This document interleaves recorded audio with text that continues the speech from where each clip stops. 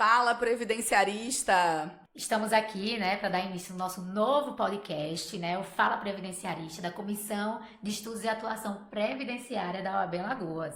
Eu sou Renata Vieira, estou aqui com a minha colega Raíssa. Vamos iniciar essa temporada nova de 4 episódios falando sobre a valorização da advocacia previdenciária, falando sobre a importância também da advocacia frente à persecução dos direitos dos nossos segurados. Nessa sequência de 4 podcasts que teremos adiante, teremos aqui uma juíza federal, teremos uma procuradora federal, também uma servidora do INSS e uma segurada trazendo as suas experiências e as suas vivências diante da nossa realidade previdenciarista. E para dar início, convidamos aqui a nossa doutora Aline Soares. Seja muito bem-vinda, doutora. Ela que é magistrada da Justiça Federal de Alagoas, TRF5. Também faz parte do Grupo de Apoio e Assistência às Magistradas e Servidores da Justiça Federal e atuante na 9ª Vara e também na turma recursal. Feliz demais em estar aqui, principalmente nesse mês de março. Um mês que é tão importante para a gente, um mês que traz para a gente tanta reflexão sobre os nossos avanços, sobre as nossas lutas, frente às desigualdades, às discriminações e violências, que a gente sabe que nós mulheres estamos aí sujeitas, Mas, doutora, eu queria saber um pouco da sua jornada, Conta pra gente como foi essa sua jornada até a magistratura, como foram os seus estudos. Sei também que a doutora é professora, então conta um pouquinho pra gente. Achando pouco o meu acervo, Mas enfim, boa tarde, boa noite, bom dia, Muito obrigada pelo convite. Eu que agradeço, profundamente. Eu fico muito feliz e honrada mesmo de estar aqui hoje, especialmente pelo nosso mês das mulheres, Eu acho que todas nós mulheres, somos, como eu falei para vocês, companheiras dessa jornada de ser mulher, de estar mulher nesse mundo que a gente sabe que às vezes não é tão simples e não é tão fácil como deveria ser. E talvez por isso a gente ainda tenha o 8 de março, Não que nesse dia nós celebremos as mulheres. Na realidade, é como eu costumo dizer, é uma notinha, é um lembrete, Porque nós nos celebramos todos os dias. Tudo aquilo que a gente pede, busca, em termos de direitos, de comportamento, de respeito. Isso daí não é uma questão só do 8 de março, mas de todo santo dia, desde que nós mulheres nascemos, É por isso que eu falo que o 8 de março é um lembrete, é um puxão de orelha, Em face do que tivemos que caminhar para, inclusive, nós estarmos aqui hoje fazendo esse podcast.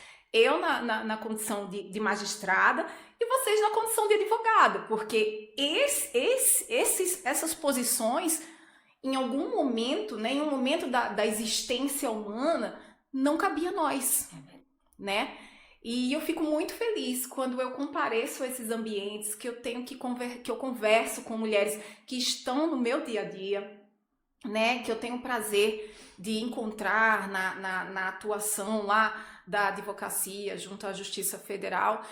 E, enfim, eu queria agradecer demais o convite.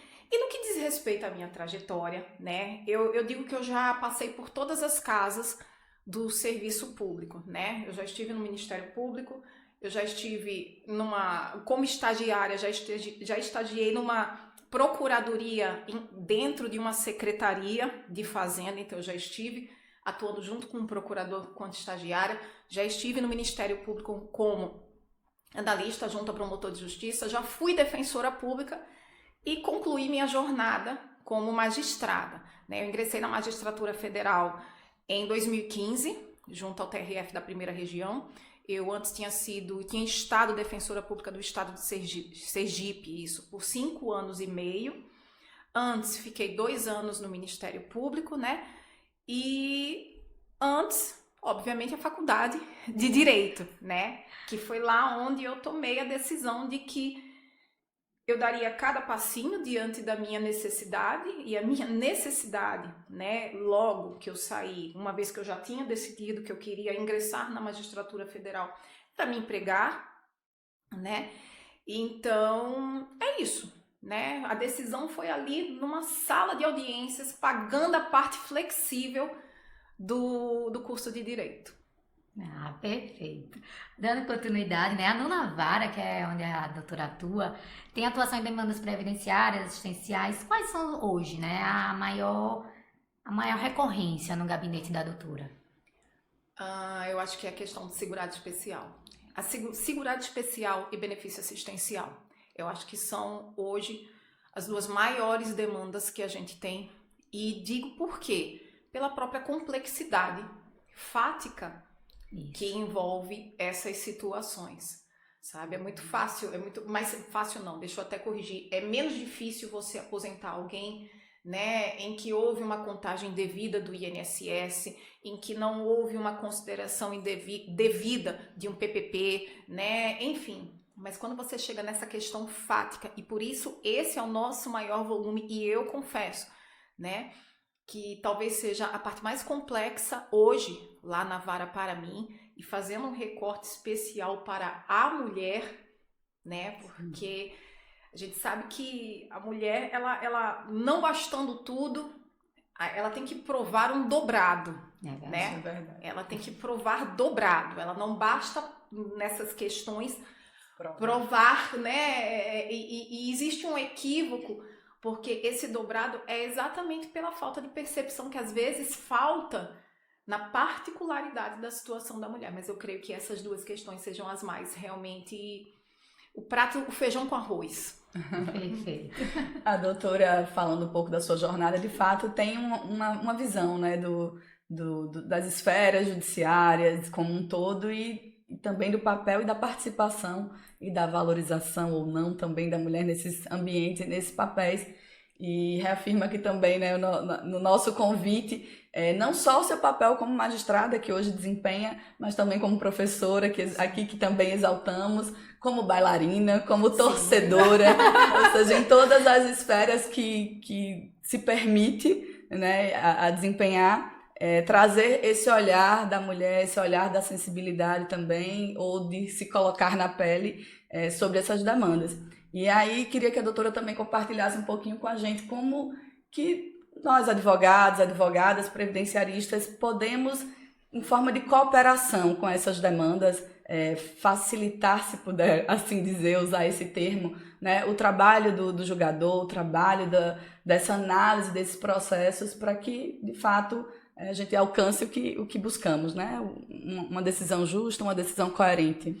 Olha, doutora Renata, eu acho que na realidade o Código de Processo Civil de 2015, ele verbalizou, né, positivou, algo que ao meu ver sempre foi muito óbvio e decorre do devido processo legal, material, né, substancial também, enfim, que é o processo, ele é feito pelas partes.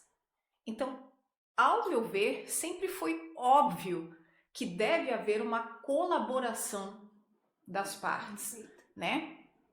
O processo, o juiz, né, ele tem a missão de julgar e essa missão não é uma missão fácil, é uma missão difícil. Sim. Só que ela fica menos difícil quando existe colaboração de todos no processo, né? Então, eu creio que a participação ativa, a participação sempre colaborativa, no intuito de sempre, né, trazer o máximo possível de documentos, de informações, né, e trazer aquilo que de fato, né, é pertinente, né, a solução, sempre será a melhor e maior colaboração ao trabalho da gente, né, porque é como eu costumo dizer, o juiz ele não está ao fim, pelo menos essa é a minha visão, né, enquanto magistrada, eu não estou ali para negar ou dar nada a ninguém que essa pessoa não tenha conquistado, não é verdade?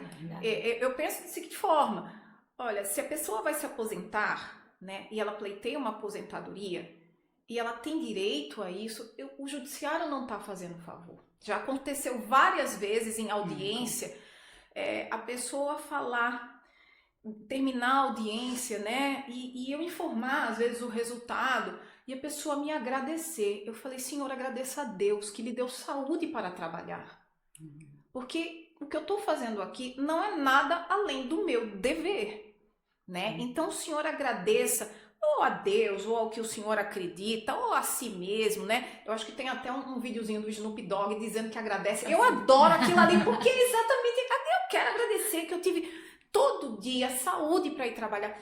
Então, vejam, dentro dessa ideia de colaboração, né, quando você traz um processo que ele está amarrado, que tem o maior arcabouço possível de documentos, isso facilita a vida da gente. Até porque a própria outra parte, ela já sabe no que ela vai ter que ir para, de repente, ofertar uma proposta de acordo ou realmente contestar, né? Eu acho que é por aí. Então, dentro desse dever de colaboração, né, eu não estou pedindo, obviamente, que facilitem a minha vida, não, mas que me deem condições de exercer o meu trabalho da melhor forma possível, que eu acho que é quando eu consigo bem julgar diante de um processo bem instruído. É quando eu consigo e quando eu fico feliz. Porque não achem que eu, quanto magistrada, eu fico feliz. É óbvio, tem gente boa e ruim em todo o setor do mundo, né? Tem gente preparada, não preparada, aguerrida, não aguerrida, dedicada, não dedicada, às vezes atenciosa e às vezes não é má fé, é falta de atenção, enfim.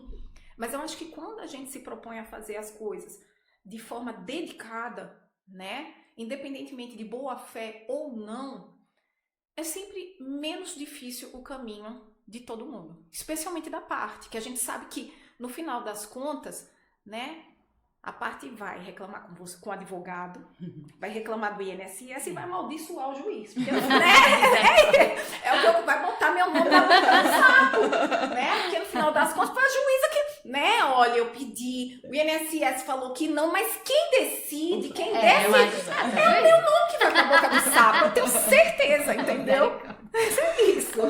A gente vê nesse contexto, né, o quanto o advogado especializado, né, naquela causa, naquela demanda, pode fazer a diferença nessa estruturação do processo, nessa instrução do processo, né?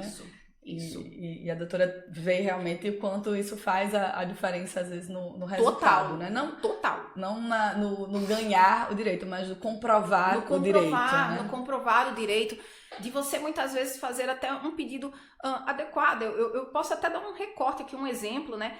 Um dia desses eu peguei uma questão que a advogada reclamou porque na sentença, né, não foi dado o tempo que tinha sido reconhecido para contar. Mas não tinha esse pedido subsidiariamente.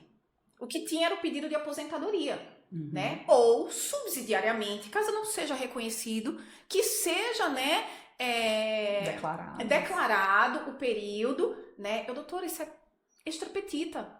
Tem que ser pedido. Tem que ser pedido, né? Então, infelizmente, aqui a senhora vai ter que ajuizar. Outras são. Então, são essas coisas que a gente, no final das contas, eu como magistrada não posso simplesmente pegar o Código de Processo Civil, né, meter na lata do lixo e vou julgar de acordo com as vozes da minha cabeça. Não dá, né? Então, eu acho que como a doutora Renata disse, quanto mais você se afunila em uma área de conhecimento, e se essa área de conhecimento é que você pretende atuar, quanto mais conhecimento, quanto mais preparo, quanto mais dedicação, pode ter certeza, você vai ter sempre um resultado melhor. Porque você começa realmente a entender, né, como é a prática. Porque teoria sem prática também não serve para muita coisa, né? É a prática. E a prática da cooperação é ela que muitas vezes resolve mesmo o processo. É verdade. Grande. A judicialização previdenciária, a gente vê que está aumentando, né? A doutora enxerga, assim, algum reflexo ou algum fator estrutural que contribui para isso? Sim, eu acho que, infelizmente, é a estrutura administrativa do INSS, que a gente tem, que é precária diante da demanda, né? A conta não fecha.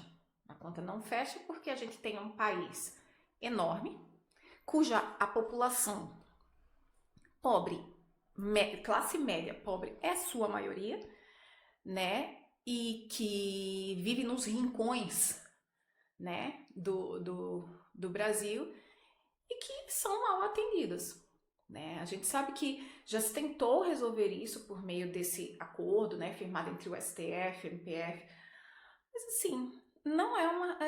olha, você me traz o acordo, eu te trago a realidade. É verdade. O que é que vence, a realidade ou o acordo? Né? O acordo, ele não tem mais como responder pela realidade. A quantidade de demanda. A quantidade é óbvio que ninguém vai ver em 90 dias, né? Em 120 dias. É uma utopia. Enfim, né? Então eu acho que é esse o ponto, sabe? Que a gente precisa realmente se reinventar no que diz respeito à estrutura administrativa, a própria procuradoria, né? A própria atuação do INSS, não apenas administrativamente, mas na advocacia pública, né? A gente entende também que eles também têm um acervo enorme, né? Mas, infelizmente, existem pessoas por trás dos processos. Que estão aguardando. Exatamente. Isso se reflete nos números de ações, né, ajuizadas aí mensalmente aqui no... Exatamente. Porque em novembro eu acho que a gente teve uma distribuição de 2.000 processos por mês. Olha só. 2.000 processos por mês. Como é que você... É humanamente impossível você dar conta de uma demanda de 2.000. Numa única vara, Numa única vara. Uma quantidade também de servidores que continua ali... A mesma. Estática. Exatamente. A mesma. Então, a conta não fecha. Né? Eu vou até aproveitar o gancho dessa resposta, e aí a gente sempre escuta, né? Os nossos clientes, eles têm anseios, querem que o processo tramite sempre de forma ágil, de forma rápida, e a gente sempre fica naquela do cliente nos questionar, mas tem algo que o advogado possa fazer para agilizar o processo, para o processo andar mais rápido, né? Como a gente sempre escuta. A gente sabe que a realidade de estrutura também dos servidores, da vara como um todo, né, tem suas limitações. Isso. Mas se a doutora puder deixar aí algum conselho, alguma dica para que isso possa impactar no resultado final, ou como o advogado pode agir, né, atuando dessa forma positiva para facilitar ou para agilizar de alguma forma o processo, existe algo sim a fazer? Olha, doutora Renata, veja. O que eu digo é, deixem-nos trabalhar. Porque, veja, eu entendo a aflição da parte, né? Porque ela, diante de um único processo, o mundo dela é só aquele processo. O da senhora já não é, né? O da senhora já não é, mas o dela é aquele único processo. Então, eu me coloco no lugar dessas pessoas e penso, mas... Meu Deus, será que não pode resolver só um processo, né? Mas vamos lá para os meus números.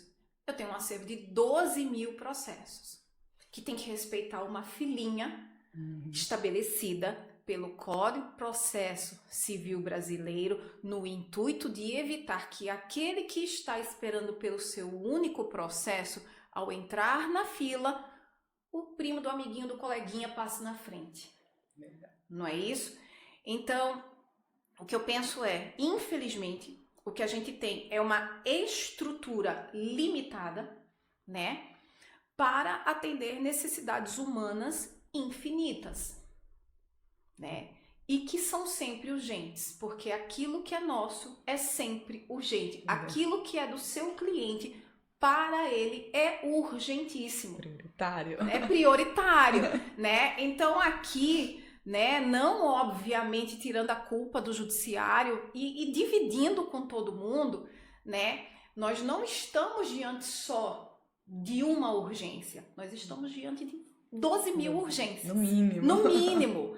2.000 entradas mensais urgentes todo mês. Então, eu entendo a ansiedade, a aflição, eu me coloco quando estou com uma ação, né? Eu tenho, inclusive, algumas ações minhas tramitando. Tem uma que, meu Deus, eu já nem procuro saber, eu deixo lá quieto. Um dia acontece, né? Um dia eu receberei. Um dia vem a surpresa.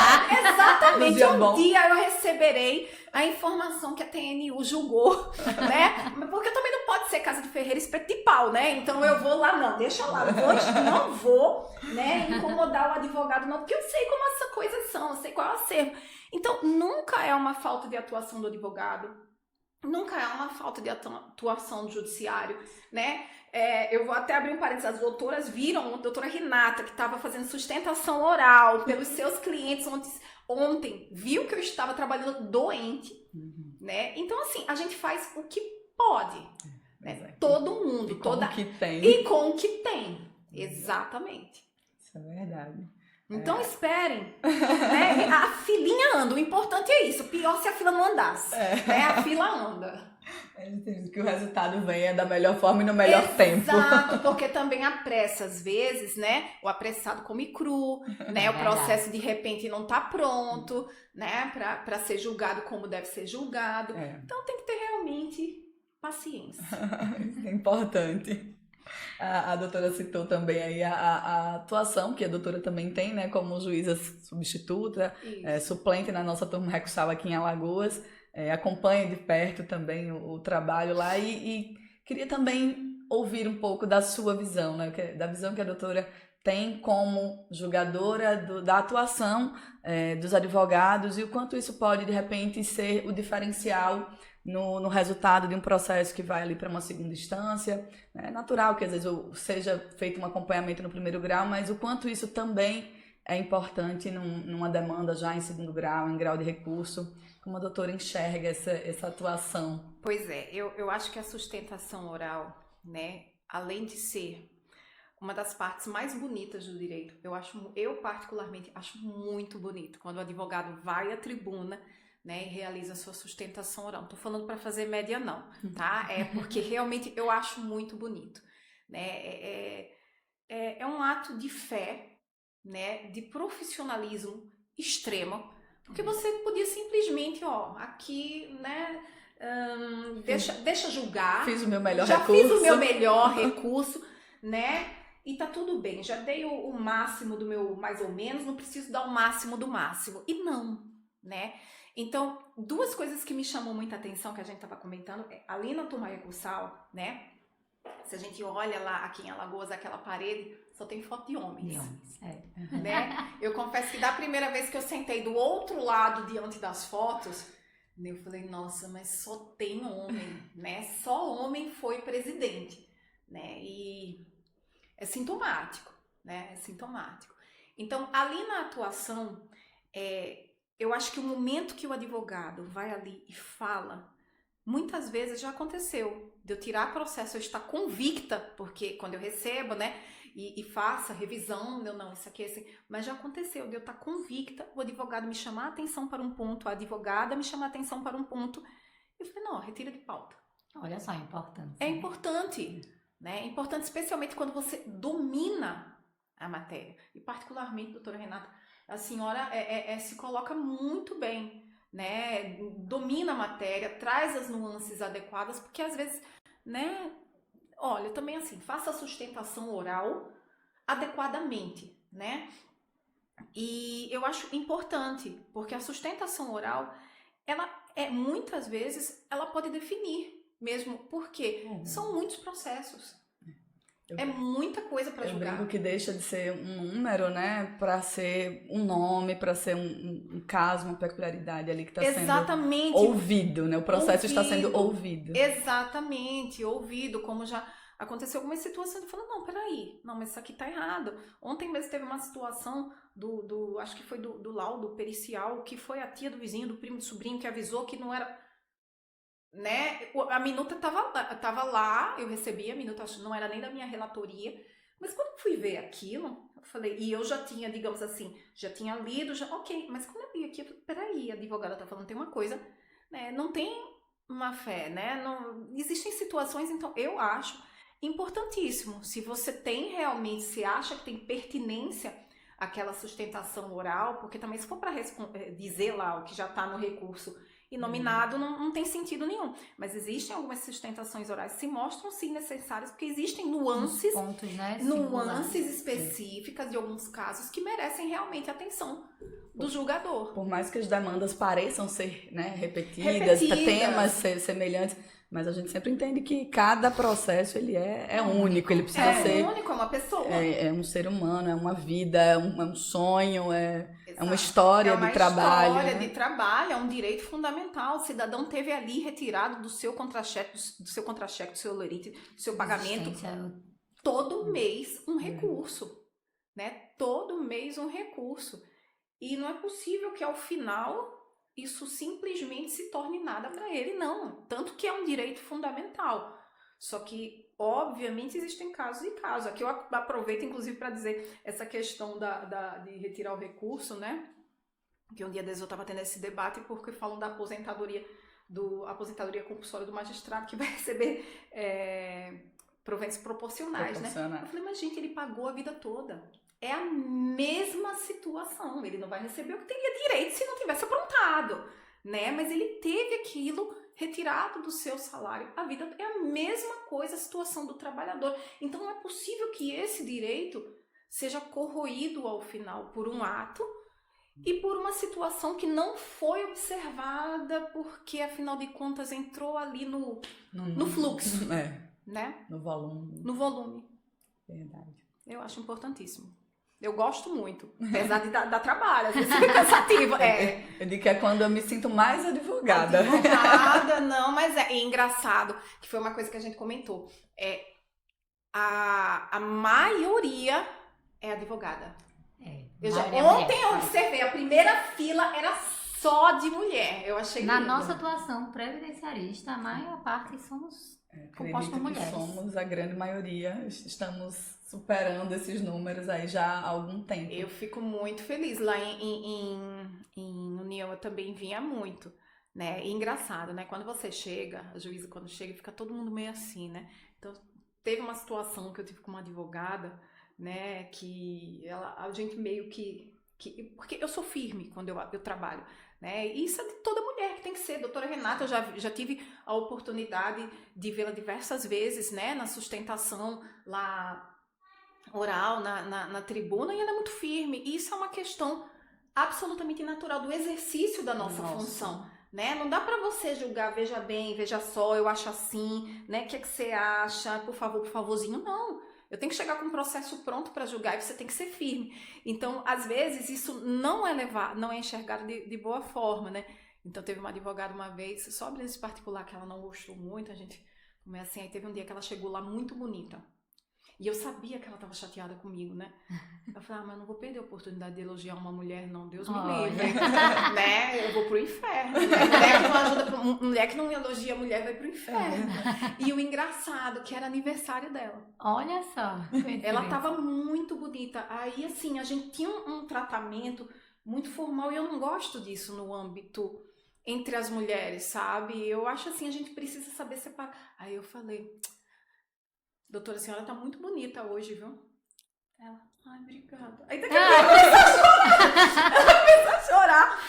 Eu falei, mas o que é? Ela não esperava, era aniversário dela. E era a audiência dela. Eu falei, vamos fazer o seguinte, eu vou dar um tempo pra senhora se recompor, porque se o seu cliente chegar aqui e já, coitado, vai desanimar. Né? Se a advogada já tá chorando, tá bom, né? E a causa já era. Pois é, mas eu fico muito feliz quando eu vejo esses espaços ocupados por mulheres. Muito feliz mesmo, porque eu sei que não é fácil, né? Basta você olhar para a turma.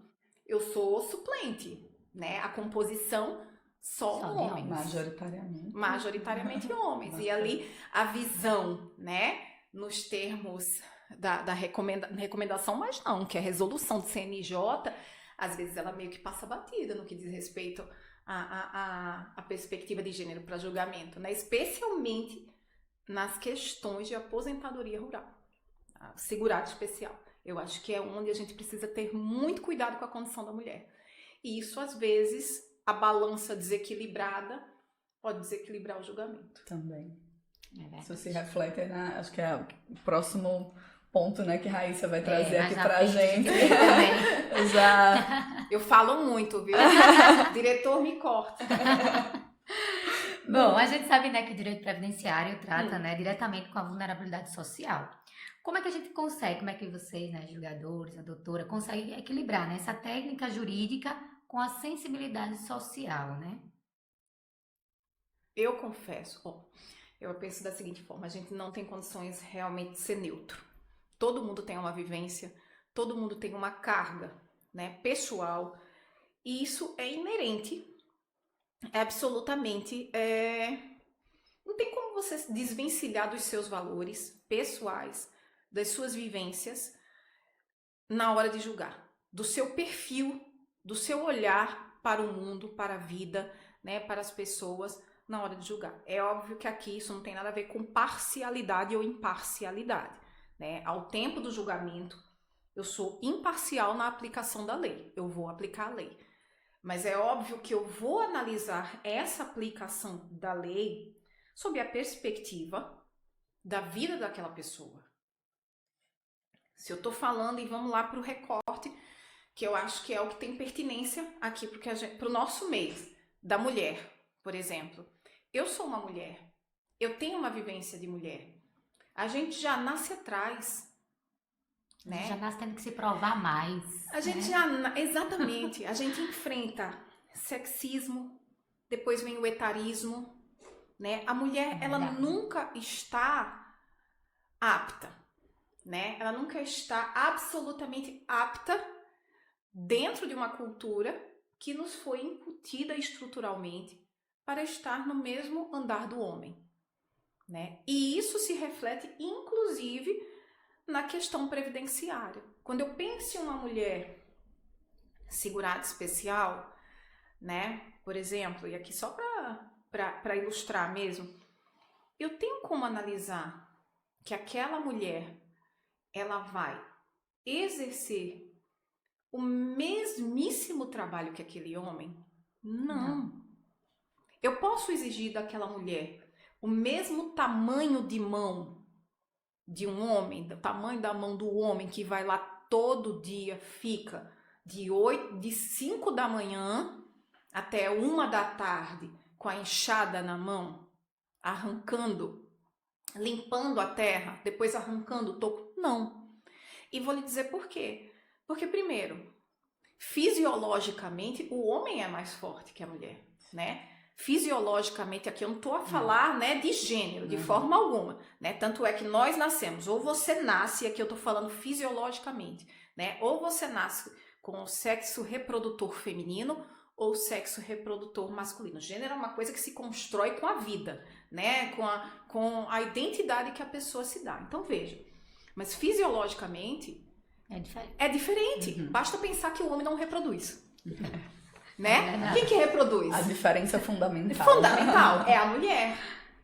E essa mulher que está lá trabalhando na terra, que pode não ter essa função, mas tem a função de colaboradora. E a gente precisa estar atento a isso, né? Que essa mulher, ela pode não ser quem puxa a enxada, mas ela cuida da casa para o marido puxar a enxada. Ela tem os filhos e cuida dos filhos para o marido puxar a enxada.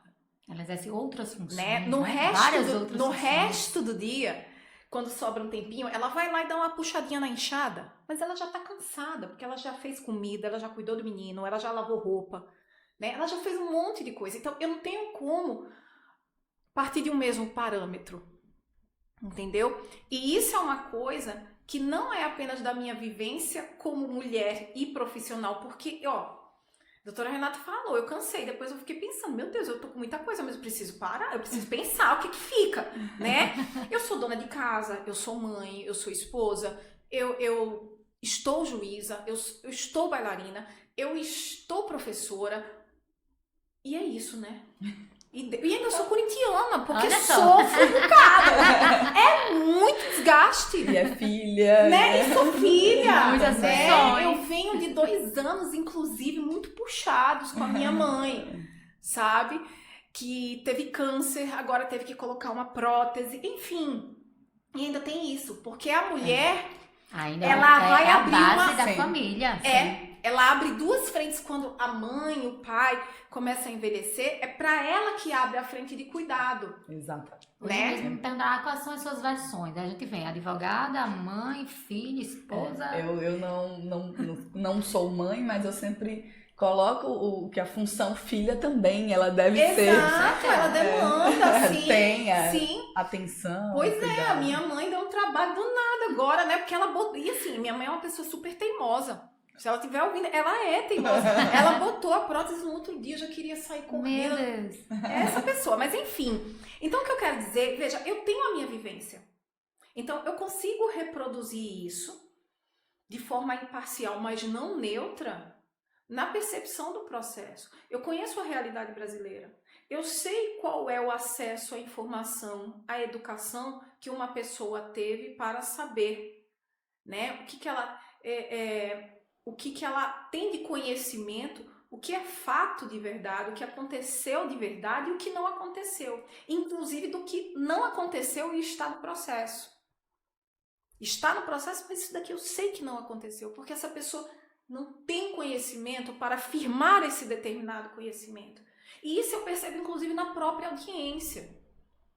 Quando o advogado ele faz o melhor recorte possível dessa realidade. E expõe para o juiz, acredito que isso, né, expõe essas vulnerabilidades, essas diferenças, né, de situação fática mesmo. E acho que esse recorte é importante que o advogado faça para ilustrar da melhor forma aquela realidade. Exatamente.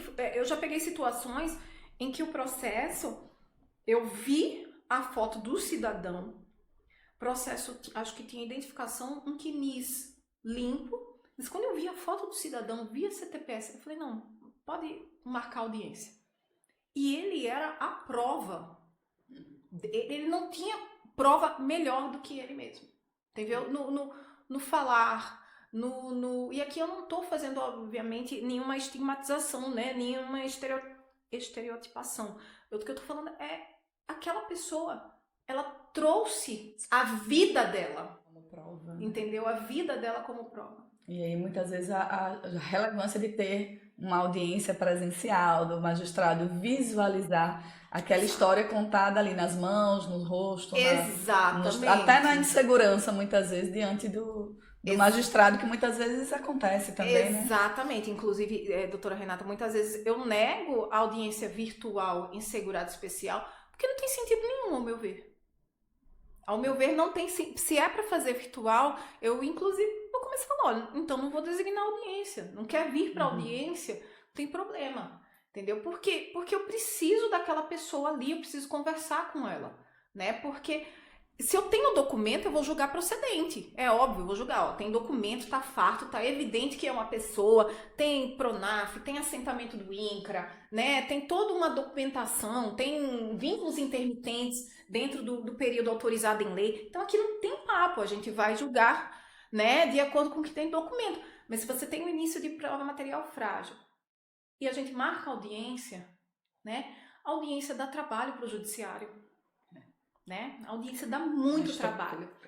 Exatamente. Basta me dizer, terça-feira eu fui fazer audiência doente, né, na base do corticoide, para não ter trabalho de redesignar 15 audiências. Olha só. Porque dá trabalho. Dando continuidade, né, a gente tem o conhecimento que a doutora faz parte de um grupo, né, de apoio, como que chama, digamos? É grupo de apoio às mulheres, às magistradas, olha eu já, porque na minha cabeça tem que ser mulher. Grupo de apoio às magistradas e servidoras vítimas de violência doméstica. Perfeito. Aqui eu trago um pouquinho para o nosso lado da OAB, que a gente tem, né, a ouvidoria da mulher, eu faço parte, sou ouvidora da mulher aqui da OAB, e a gente recebe demandas também de violência, a gente faz essa tratativa, né, com outras instituições, né, com a ouvidoria do Ministério Público, do TRT, enfim, a gente sabe o quanto é importante, que fortalece, né, nossa pauta, nossa união, o quanto é importante essas organizações estarem reunidas. Eu queria que a doutora contasse um pouquinho pra gente como é esse sistema lá.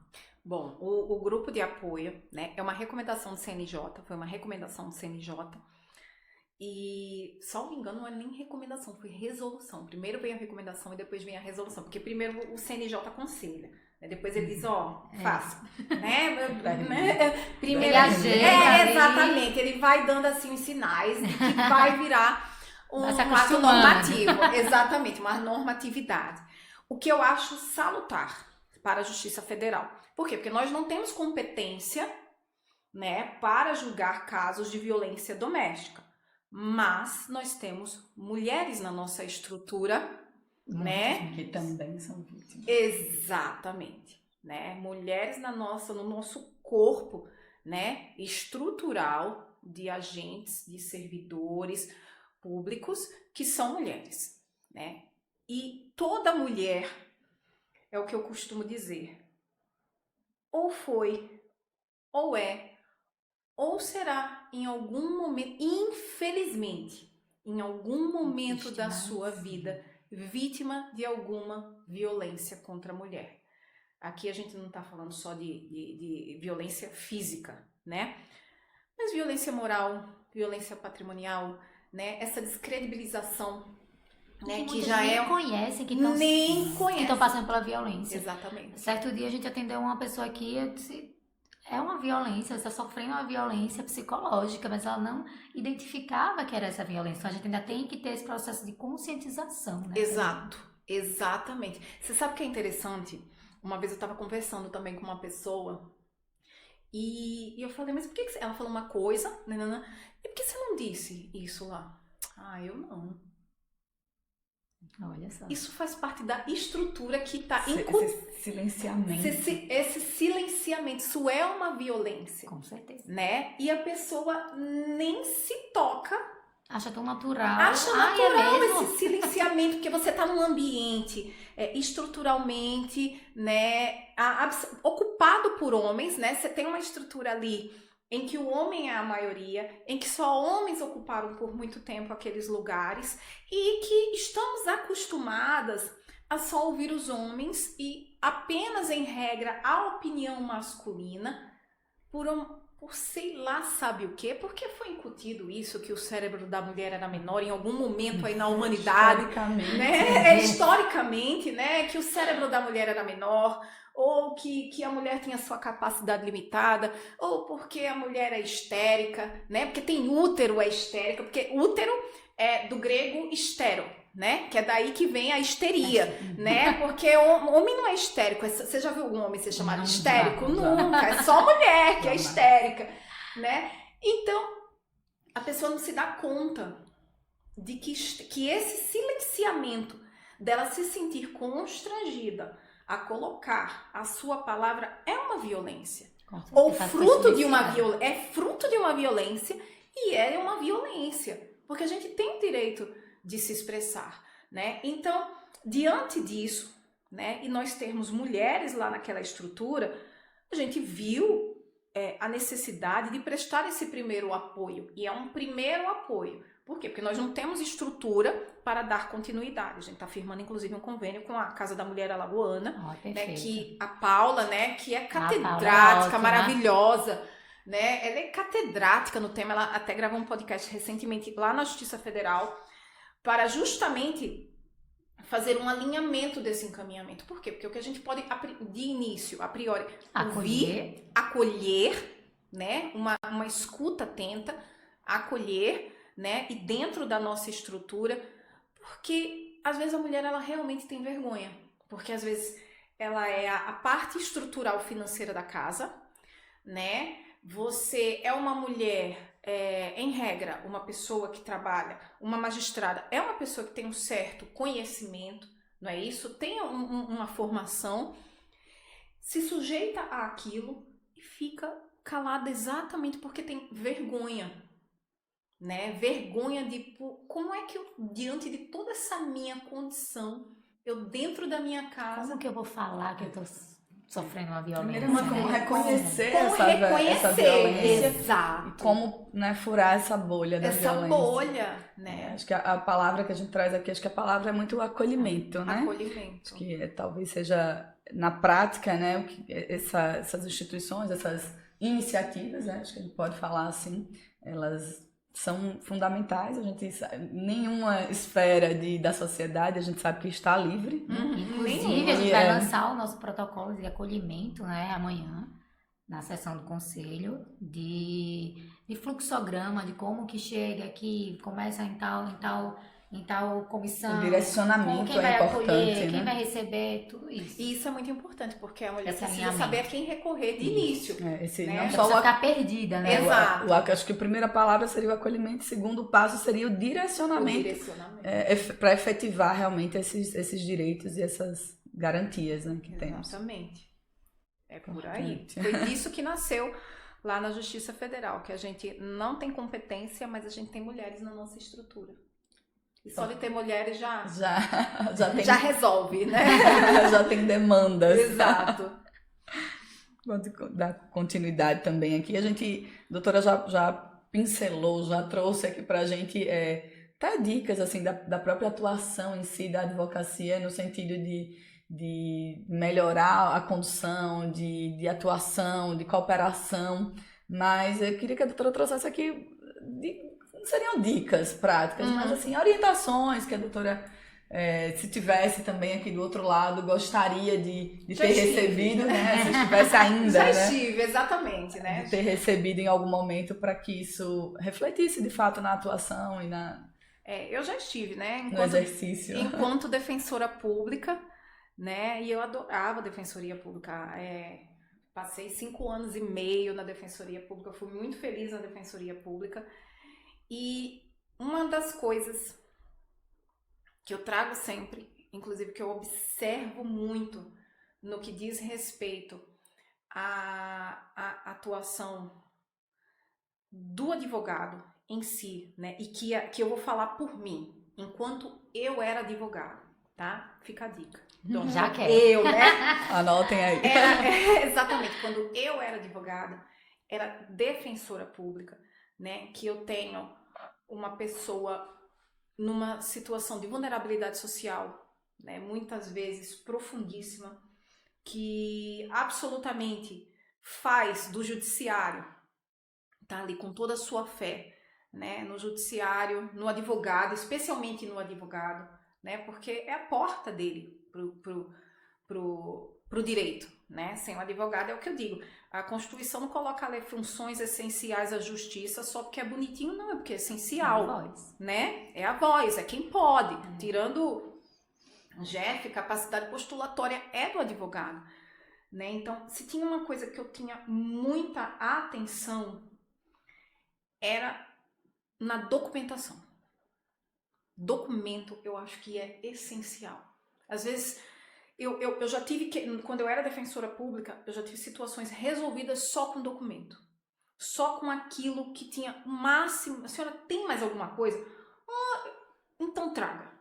Às vezes é melhor, eu lembro que eu pensava, é melhor eu entrar com uma ação já bem instruída, isso me dá menos trabalho enquanto defensora pública, né? Por quê? Porque eu não vou ter que refazer trabalho, eu não vou ter processo extinto, eu não vou ter... Não, né? E outra coisa, eu trabalhava, em que pese a época meu prazo ser em dobro, eu só trabalhava com prazo simples, né? Então, por isso que eu estava sempre com prazos em dia. Mas eu acho que a documentação, né, e observação de prazo Fundamental. é fundamental. Eu acho que prazo é o básico do básico, sabe? Eu quando era defensora pública, eu não me permitia. Por isso que eu sempre trabalhava com prazo simples.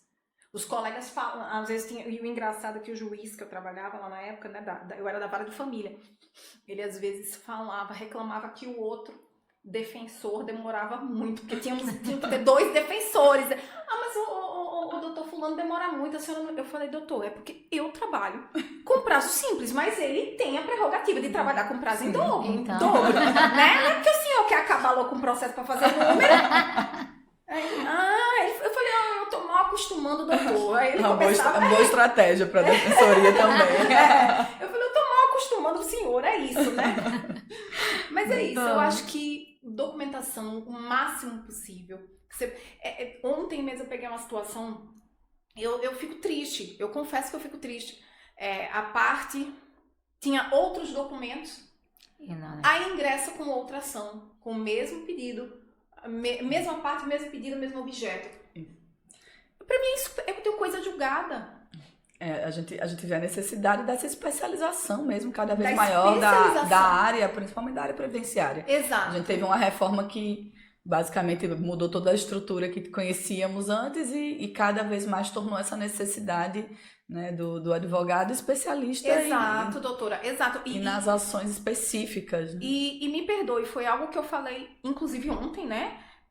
Eu acho que a OAB tem que estar atenta a isso. Porque quem perde não é não é apenas o advogado, quem mais perde é a parte.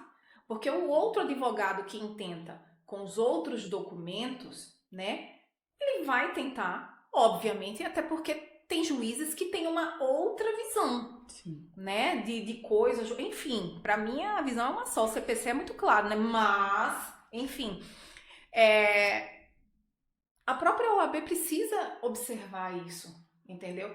Porque, ao fim e ao cabo, quando você tem um segundo processo com mais documentos, talvez aquele segundo advogado tivesse realmente êxito, só que quem perde de verdade é a parte. Infelizmente. Né? E aí precisa pegar o caminho correto. Vamos para rescisória, né? Vamos ver se cabe, se o documento era novo, se ainda tem saída. Se ainda tem saída. E aí, às vezes, é o risco de procurar, às vezes, como eu falo, na parte médica a gente não tem como ter um generalista, né? Você não pode ser especialista em tudo. Você tem que se dedicar a uma área, e aí a gente nota que na área previdenciária cada vez mais se reflete no resultado dos processos, né? No êxito dos processos, essa especialização cada vez maior. Né? E eu confesso que eu acho que o STJ ele ainda conseguiu achar uma saída mais justa, com a súmula dizendo que, olha, não tem documentação farta, extinção sem resolução do mérito. E eu acho mais justo com a parte. Só que tem coisas que cada juiz tem uma visão de achar, não, isso daqui é suficiente para deflagrar, né, início de prova material.